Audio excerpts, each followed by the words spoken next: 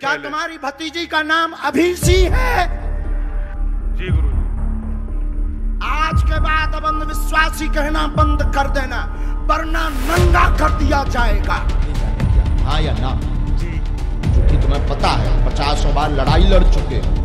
ये जो है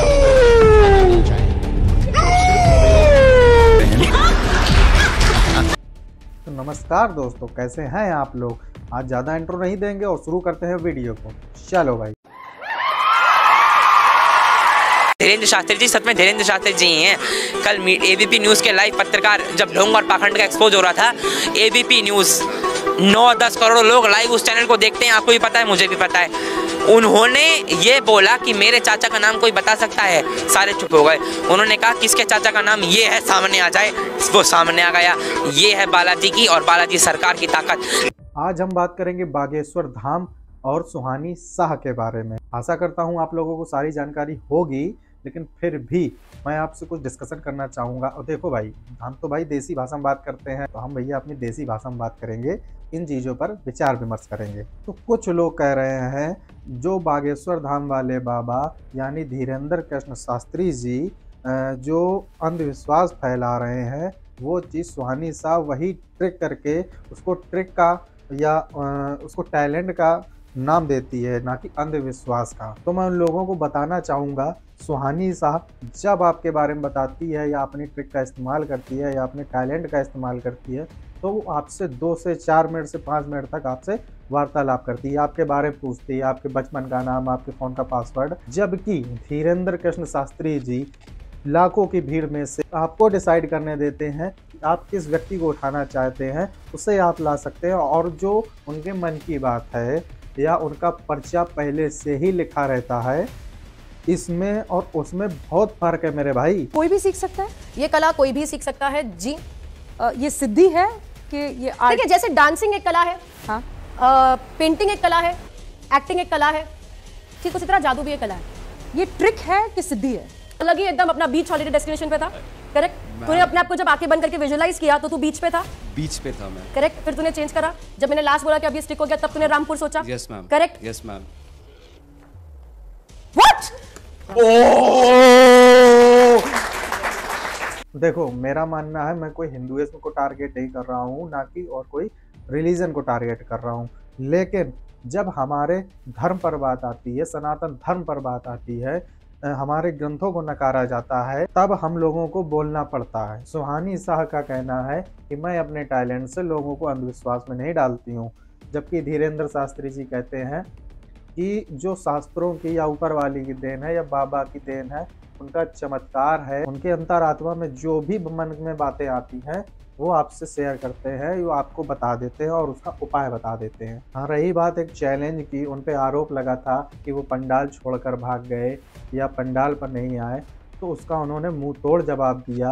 पूरे देश की नेशनल मीडिया उनके सामने थी, उनकी चुप्पी या उनकी बोलती क्यों नहीं बंद करा पाई। और अब आप आरोप लगा रहे हैं धीरेन्द्र कृष्ण शास्त्री जी वही करते हैं जो सुहानी शाह करती है। उसमें और उसमें बहुत फ़र्क है। आप देखिए तो आपकी आंखें फूट गई हैं क्या?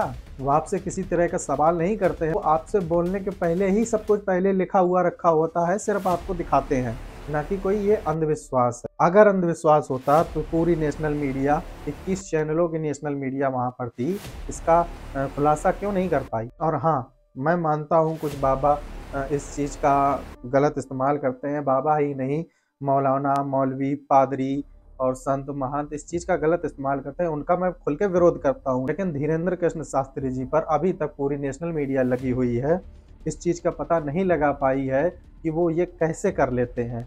लेकिन जो सुहानी शाह करती है उसमें और धीरेन्द्र कृष्ण शास्त्री जी के चमत्कार में धरती आसमान का अंतर है। चमत्कार में और आशीर्वाद में और जादू में बहुत फर्क होता है। ये बात आप क्यों नहीं समझते हैं? क्यों ही उन्हें टारगेट किया जाता है? क्यों एक सनातनी को टारगेट किया जाता है? इन वीडियोस पर आप साफ साफ देख सकते हैं कि सामने वाले व्यक्ति में जो परछाई आती हैं, गलत शक्तियाँ आती हैं, उन चीज़ को दूर करते हैं बाबा महाराज जी। क्या सुहानी शाह ये करती है या ऐसी चीज़ें फेस करती हैं? उनमें कला है मैं मानता हूँ, उनमें टैलेंट है मैं मानता हूँ, लेकिन टैलेंट और चमत्कार और शक्ति में बहुत फर्क होता है। यहाँ मैं ये नहीं कह रहा हूँ कि धीरेन्द्र कृष्ण शास्त्री जी 100% सही है या गलत। मैं ये कहना चाहता हूँ कि इन बेसिस पर अगर आपको कोई भी व्यक्ति, वो कोई भी हो सकता है, मौलाना, मौलवी, पादरी, संत, महंत, बाबा, बैरागी, कोई भी हो सकता है, उनके बहकावे में मत आए। वो अगर गलत रास्ता दिखाते हैं उनके चक्करों में मत पड़ें, लेकिन आपको अध्यात्म में भरोसा तो करना ही पड़ेगा। अगर आप अपने धर्म को मानते हैं, अगर आप अपने मजहब को मानते हैं, या आप कोई क्रिश्चियन है या मुस्लिम है या हिंदू है, अपने अपने धर्म को मानते हैं, तो आपको अध्यात्म पर भरोसा करना तो पड़ेगा, ना कि आप सुहानी शाह से जज करने लगेंगे अपने धर्म को, अपने ग्रंथ को, अपने संस्कारों को।